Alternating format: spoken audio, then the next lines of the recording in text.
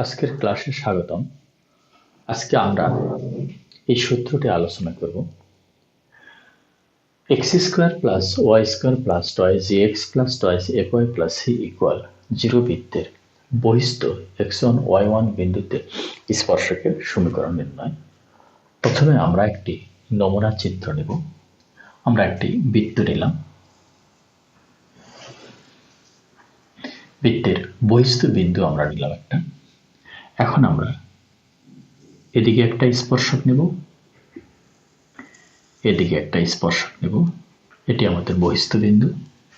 এখানে x1 y1 আমরা নিয়ে নিলাম। বৃত্তটির কেন্দ্র আমরা নেব। কেন্দ্র থেকে একটি লম্ব, কেন্দ্র থেকে স্পর্শ বিন্দুগামী ব্যাসার্ধ আমরা নিয়ে নিলাম।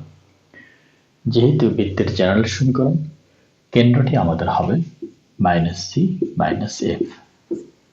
ব্যাসার্ধ আমাদের হবে √g² + f² - c।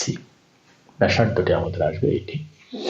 এখন আমরা লিখতেছি প্রদত্ত বৃত্ত আমরা লিখলাম x² + y² + 2gx + 2fy + c = 0। অতএব কেন্দ্র -c, -f এবং ব্যাসার্ধ আমরা লিখতেছি √g² + f² - c। এখন আমরা লিখব x1, y1 বিন্দুগামী এবং m ঢাল বিশিষ্ট সরলরেখার সমীকরণ।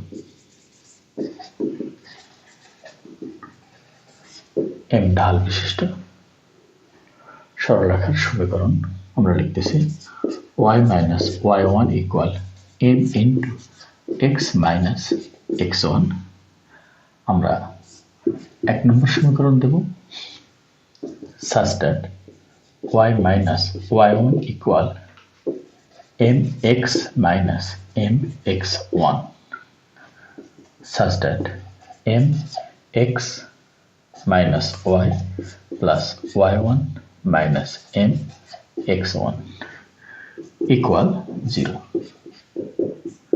এখন 2 নম্বর রেখাটি বৃত্তের স্পর্শক হবে যদি কেন্দ্র থেকে রেখাটির লম্ব দূরত্ব বৃত্তের ব্যাসার্ধের সমান হয়। কিন্তু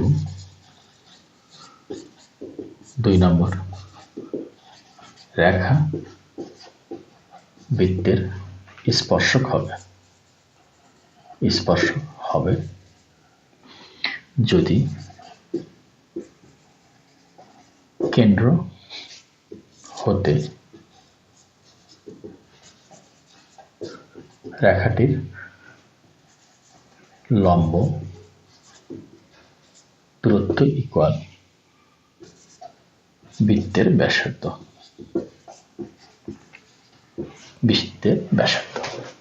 যদি আমাদের সমান হয় তাহলে। এখন আমরা কেন্দ্র হতে রেখাটির লম্ব দূরত্ব নেব।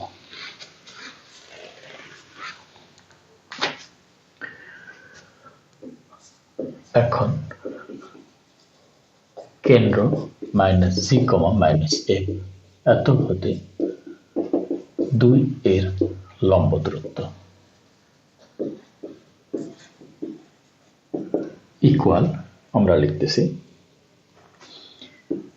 m × -c - -f plus y1 - mx1 by √m² + -1² modulus আমরা দিয়ে দিলাম। এরপর আমরা লিখতেছি such that -mg + f + y1 - mx1 by root over m square plus 1 modulus.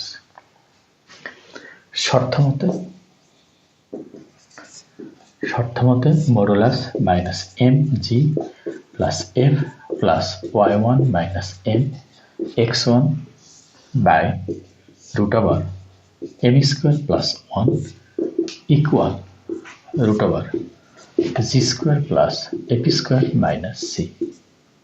এখন আমরা এই সমীকরণটি সলভ করে এম এর মান বের করব। এম এর মান বের করে আমরা 1 নম্বর সমীকরণে বসালেই বৃত্তের স্পর্শকের সমীকরণ পাবো।